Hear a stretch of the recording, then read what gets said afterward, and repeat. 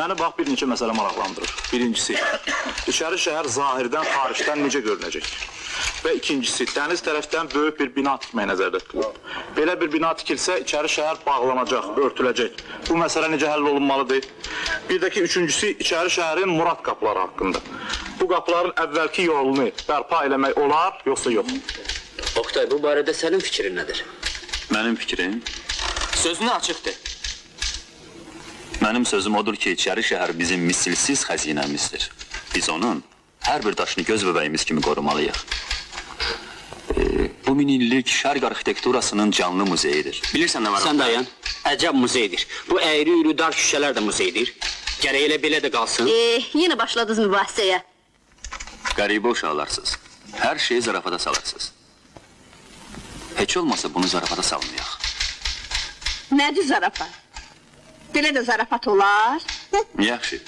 Baxın, bu ərazi Bakıda nə qədər yer tutur? Bura bax, bu dar küçələr bizim... Əyri-üyrü Hə, sən deyən, əyri-üyrü küçələr bizim neyimizə lazımdır, hə? Düz və geniş küçələrimiz Bakıda çoxdur. Gələcəkdə daha da çox olacaq, amma... Bax, belə əyri və dar küçələrimiz daha olmayacaq. Lap hələ! Bəli, deyəsən mətləb uzandı.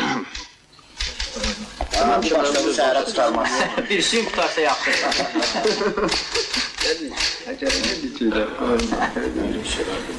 Alma istəyirsən? Axşama sən gərək şimdi qutarım. Qutararsan. Qorxuram çatdırmayam. Qorxma.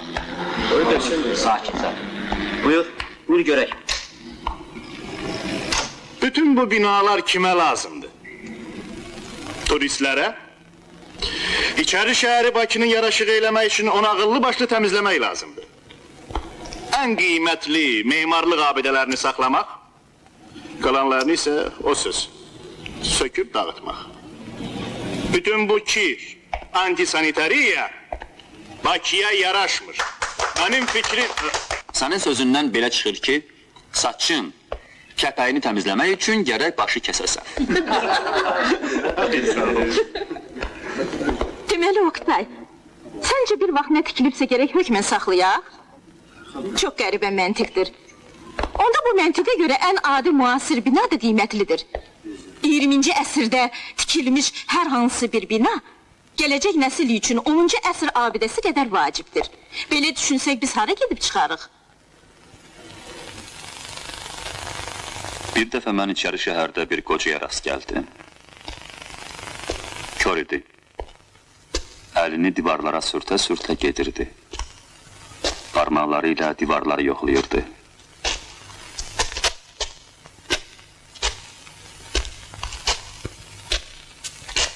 Beləcə gəlib evinə çatdı.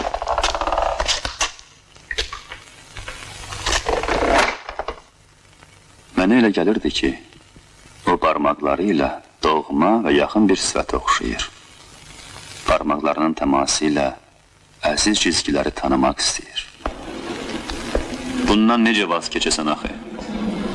Yaddan çıxarmaq olar mı bunu? Ya, bu da ciddi söhbət olmadı. Buna deyərlər lirika. Bəs bilmirsə, onun şairliyi tutduq tardı. Məsələ şairlikdə deyil. Şərikəm sizinlə. Mən içəri şəhər barəsində quru, sakit, emosiyasız danışa bilmirəm. Bu əri küçələrlə məni çox şey bağlayır. Mənə. Bütün uşaqlığım və gəncliyim. Elə biz də onu deyirik. Təkcə keçmişlə yaşamaq olmaz. Olan olub keçib. Şəhərin ömrü də insan ömrü kimidir. Gələcəyi düşünməliyik 21-ci əsrin Bakısını.